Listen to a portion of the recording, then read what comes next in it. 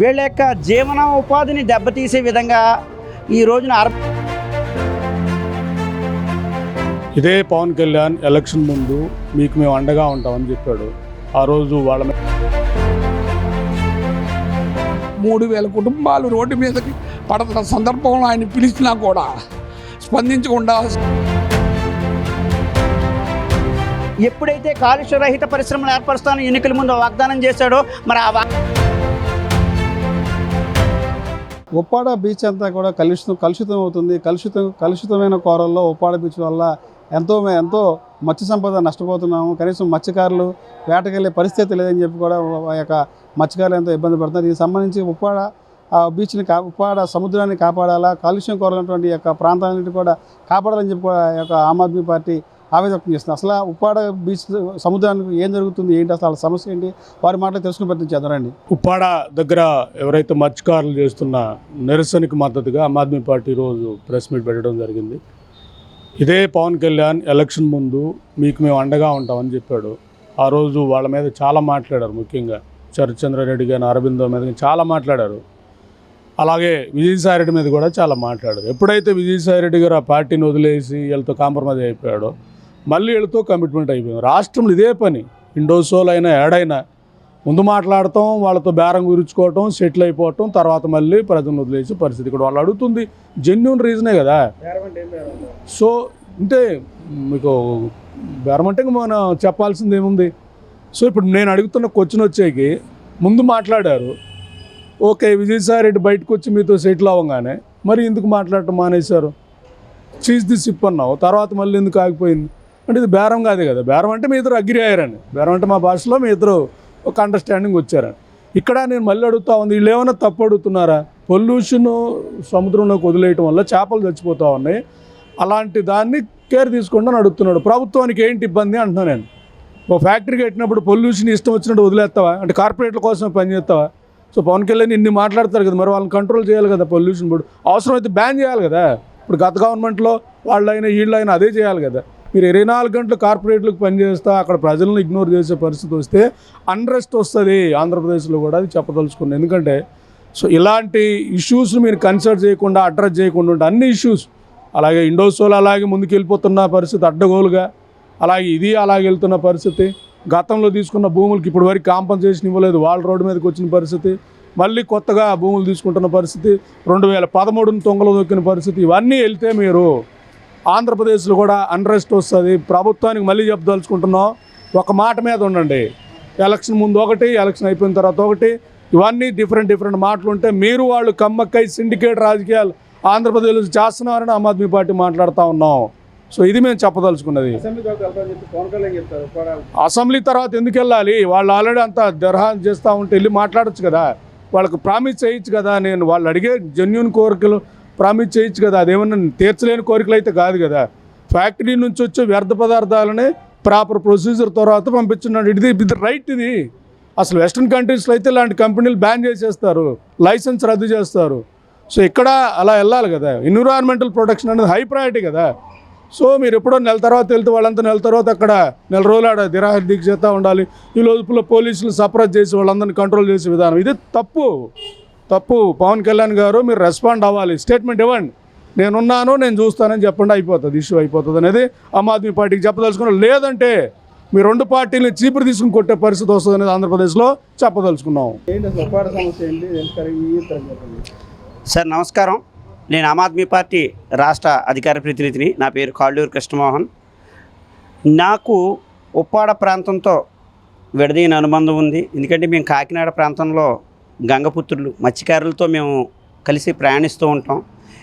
Natural resources ప్రకృతి సంపదని ఎవరికి దోచిపెట్టడానికి రాష్ట్ర ప్రభుత్వాలకు కానీ కేంద్ర ప్రభుత్వాలకు కానీ డిస్ట్రాయ్ చేసే అధికారాన్ని ఇవ్వడం సహేతుకమైన విషయం కాదు. అలాగే కాకినాడ పరిసరాల్లోని సెజ్లో సముద్ర తీరాన్ని ఆనుకుని ఒక 12 మత్స్యకార గ్రామాలు ఉన్నాయండి. తొండంగి మండలం, అలాగే మన కొత్తపల్లి మండలం. ఉప్పాడ కోనపాపేటలో మత్స్యకారులు ఎక్కువగా ఫిషింగ్కి అనువైన ప్రదేశం కనుక వీళ్ళు ఫిషింగ్ సంవత్సరానికి 2 నెలల పాటు వాళ్ళు వేట నిషేధ కాలంలో మాత్రం ప్రభుత్వ సహాయం మీద ఆధారపడుతూ ఒక 3 నెలలు 4 నెలలు సమృద్ధిగా పిల్లలు తయారైన తర్వాత ఫిషింగ్ ద్వారా వచ్చిన ఆదాయంతో సంవత్సరాంతం బతుకుతూ ఉంటారండి. వీళ్ళ యొక్క జీవన ఉపాధిని దెబ్బతీసే విధంగా ఈ రోజున అరబిందో ఫ్యాక్టరీ పెనిసిలిన్ జీ అనే ఒక యాంటీబయాటిక్ ప్రోడక్ట్ని లైపేజ్ కంపెనీ ద్వారా వారి యొక్క అనుబంధ సంస్థ ద్వారా లాంచ్ చేసింది. ఇప్పుడు పొల్యూషన్ కంట్రోల్ బోర్డు వీళ్ళకి ఇచ్చిన నామ్స్ ప్రకారం 10 కిలోమీటర్ల సీ లోపలికి పైప్ లైన్ వేసి ట్రీట్మెంట్ చేసిన తర్వాత ఈ ఇఫ్లూయెంట్ ట్రీట్మెంట్ పూర్తయిన తర్వాత సో అందులో BOD COD వాల్యూస్ చూసి అంటే వాటర్లో ఈ ఆక్సిజన్ పర్సంటేజ్ని చంపి కారకాలు ఏమీ లేవు, హానికర కారకాలు కానీ లివింగ్ ఆర్గానిజం అనేది దెబ్బతినదు అనే ఒక కన్ఫర్మేషన్ వచ్చాక in presence of pollution control board norms ప్రకారం అధికారుల సమక్షంలో వారు సీలోకి డంప్ చేస్తూ ఉంటారు. కానీ ఇవన్నీ కూడా పర్మిషన్ తీసుకునేటప్పుడు నేతి బీరకాయలో నెయ్యి అన్నం ఉందన్న సందంగా ఏం చేశారంటే అండి ప్రతిపక్ష పార్టీలు అధికార పార్టీలు వారు అధికారంలో ఉన్నప్పుడు విమర్శించడం తప్ప ప్రజలకు న్యాయం అనేది ఎక్కడా జరగట్లేదండి. 1/2 కిలోమీటర్ దూరం కూడా పైప్ లైన్ రన్ చేయకుండా సముద్రంలో ఆ యొక్క ట్రీట్మెంట్ చేయని హై TDS జలాలని అంటే హైలీ కాన్సన్ట్రేటెడ్ యాసిడ్స్ సంబంధించినవి ఈ జలాలని సముద్రంలో డంప్ చేయడం వల్ల ఆ చుట్టుపక్కల ఉన్న 10-15 కిలోమీటర్ల ఏరియాలో ఏమవుతుందంటే ఫిషింగ్ అనేది భవిష్యత్తులో కూడా కనబడకుండా పోతుంది. కనుక ఇది వాళ్ళ యొక్క జీవన ఛిద్రం చేయడమే కాకుండా ప్రకృతి వనరులను పూర్తిగా నాశనం చేస్తారండి. ఒక నది పాడైతే జపాన్లో సుమిదా రివర్ ఫ్రంట్ అనేది ఒకటి చేశారు. ఈ మధ్యకాలంలో గంగా రివర్ ఫ్రంట్ అనేది ఒక శుద్ధి చేస్తున్నారు.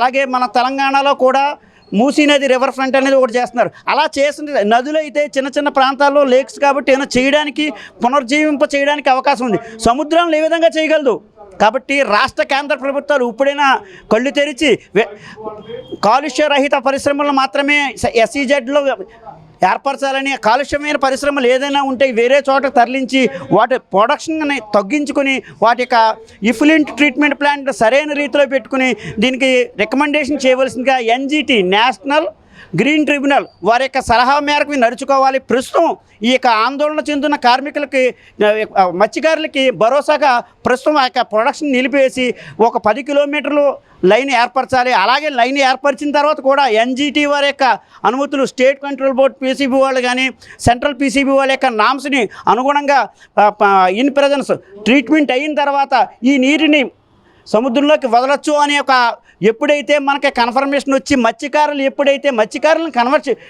మనం కన్విన్స్ చేస్తామో మత్స్యకారుల యొక్క అనుమతితో మాత్రమే ఈ పరిశ్రమ తెరిచి రన్ చేయాలని. ఎందుకంటే దీనికి ఇంపాక్ట్ ఒక జీవన భృతి మీదే కాదండి మొత్తం యొక్క సృష్టి మీద కూడా ఉంటుంది. కాబట్టి ప్రకృతి వనరులను పాడు చేయడం, సముద్రాలను పరిరక్షించుకోవడం అనేది మన బాధ్యత.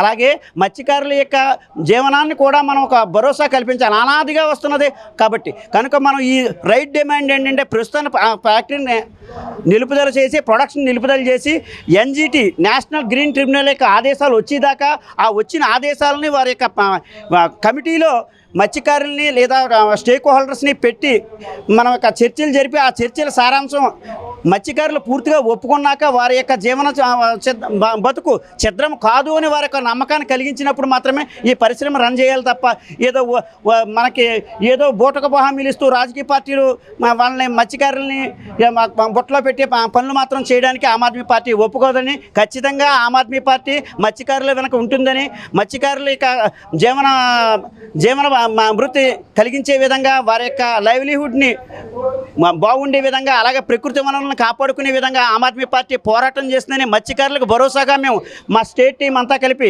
వెళతామని మేము ఈ సందర్భంగా భరోసా ఇస్తున్నాం. పవన్ కళ్యాణ్ గారు గురించి చెప్పాలంటే అండి ఏ ఊరు వెళ్తే ఆ ఊర్లోనే నేను పుట్టానంటాడు. అలాగే ఆయన పొత్తు పెట్టుకోవడంలోనే ఆయన మేనిఫెస్టో ఏం చెప్పాడండి, కాలుష్య రహిత పరిశ్రమలను ఏర్పరుస్తాను, అని చెప్పాడు. ఎప్పుడైతే కాలుష్య రహిత పరిశ్రమలు ఏర్పరుస్తానో ఎన్నికల ముందు వాగ్దానం చేశాడో మరి ఆ వాగ్దానాన్ని నిలబెట్టుకోవాల్సిన బాధ్యత ఆయనకు ఉంది. కనుక దీని మధ్య అసెంబ్లీ సమావేశాలు ఉన్నాయి, నాకేమో ఓజీ ప్రమోషన్ ఉంది, లేదా నాకు వైరల్ ఫీవర్, ఇవన్నీ సాకులు సార్. ఎందుకంటే ఈ 10-15 రోజుల్లో వారు రాష్ట్ర ప్రభుత్వ తరఫున మరి నెగోషియేషన్ చేసి కరెక్ట్గా ప్రజలకి న్యాయం చేయవలసిన పక్షంలో ఉండవలసిన బాధ్యత తీసుకోవాల్సిన వ్యక్తి, నేను ప్రశ్నార్థానని చెప్పి రాజకీయాల్లోకి వచ్చిన వ్యక్తి, ఈయన తప్పించుకోవడం చాలా దుర్మార్గం. ఈ 10 రోజుల్లో కాలయాపన చేసి మత్స్యకార నాయకులు ఏమన్నా ఉంటే కనుక వారితో మమేకమై వారిని కూర్చోబెట్టి ఫ్యాక్టరీలతో ఏదో తాత్కాలికమైన సెటిల్మెంట్ చేసే విధంగా ప్రభుత్వం వెళ్తుంది. కానీ పూర్తిగా దీనికి పరిష్కారం చూపించే విధంగా పవన్ కళ్యాణ్ గారు ప్రయత్నించట్లేదని మా ఆరోపణ. నేను తోకల వరదరాజు సాంచి, Aam Aadmi Party state vice president అండి. ఈరోజు మన ఆంధ్రప్రదేశ్లో అసెంబ్లీ సమావేశాలు జరుగుతూ ఉన్నాయి. ఈ రోజుల్లో జరుగుతున్న సందర్భంగా మన ఉప్పాడ అనే కాకినాడ జిల్లాలో ఉన్న ఉప్పాడ గ్రామంలో మన గంగపుత్రులు అక్కడ ఫిషింగ్ జరుపుకోలేక చాలా ఆవేదనతో 3,000 మంది పైగా కుటుంబాలు రోడ్డు మీద రావడం జరిగింది. పవన్ కళ్యాణ్ గారిని ఇమీడియట్గా రమ్మని కోరటం జరిగింది. ఆయన అసెంబ్లీ సమావేశాలు ఉన్నాయని చెప్పి ఆయన వెళ్ళలేదు. ఇంతకుముందు కూడా అట్లాగే వైరల్ ఫీవర్ అని కూడా వెళ్ళలేదు. ఆయన మాట్లాడితే ఫ్లైట్కి లేకపోతే హెలికాప్టర్ వేసుకుని హైదరాబాద్ నుంచి సాయంకాలం విజయవాడ, పొద్దున్న వచ్చేస్తారు విజయవాడ, సాయంకాలం మళ్ళీ వెళ్ళిపోతారు. ఇట్లాంటి పరిస్థితుల్లో 3,000 కుటుంబాలు రోడ్డు మీదకి పడుతున్న సందర్భంలో ఆయన పిలిచినా కూడా స్పందించకుండా సినిమా రిలీజులకి వాటికి వెళ్ళటం అనేది చాలా దారుణమైన విషయం. ఇది గమనించవలసిందిగా పవన్ కళ్యాణ్ గారిని ముఖ్యంగా కోరుతున్నాను. అలాగే చంద్రబాబు నాయుడు గారిని కూడా ఈ విషయం మీద దృష్టి పెట్టాలా. అరవిందో కంపెనీ అనే కంపెనీని ఇచ్చేటప్పుడు గ్రీన్ ట్రిబ్యునల్, పొల్యూషన్ కంట్రోల్ బోర్డులు ఇచ్చిన ఆదేశాల ప్రకారం వాళ్ళు పని చేయకపోవడం వల్ల వాళ్ళు పైప్ లైన్ అనేది కూడా లోపలికి 10 కిలోమీటర్ల సీలోకి వేసి వదలాల్సిన సందర్భం. ఇవన్నీ కూడా పొల్యూషన్ కంట్రోల్ బోర్డు అనుమతుల మేరకు చేయాల్సింది. క్లీనింగు ఇవన్నీ చేసి ఎసిడిటీ లేకుండా ఉండి పొల్యూషన్ లేకుండా సముద్ర జలాల్లో 10 కిలోమీటర్లకు వదలాల. కానీ ఆ చర్యలు ఏవి తీసుకోకుండా ఒక కిలోమీటర్ 2 కిలోమీటర్ల లోపల వదలడం వల్ల 15 కిలోమీటర్ల దాకా ఈ వాటర్ అంతా పొల్యూట్ అయిపోయి ఇవన్నీ కూడా జీవజలాలన్నీ సముద్ర రాసులన్నీ చనిపోవటం జరుగుతుంది. దీంతో వాళ్ళకి వేట చేసుకోవడానికి లేకుండా ఉపాధి కోల్పోవటం జరుగుతూ ఉంది. దీని మీద అరవిందో కంపెనీని ఇమీడియట్గా ఆపి ఈ పొల్యూషన్ కంట్రోల్ బోర్డు కానీ గ్రీన్ ట్రిబ్యునల్ కానీ ఆదేశాల మార్గం అన్నీ కంప్లీట్ అయిన తర్వాతే వాటిని పునరుద్ధరించుకోవాలని కోరడం జరుగుతుంది. రెండోది, ఈ కాలుష్య రహిత పరిశ్రమలు మాత్రమే ప్రజల మధ్యన నెలకొల్పాలని, ఈ కాలుష్యం ఏదైతే వెదజల్లే ఉంటాయో అవి ప్రజలకు ఇబ్బంది లేని చోట ఏర్పరచుకోవాలని నేను ఆంధ్రప్రదేశ్ గవర్నమెంట్ని అలాగే నేషనల్ గవర్నమెంట్ని కూడా కోరటం జరుగుతూ ఉందండి.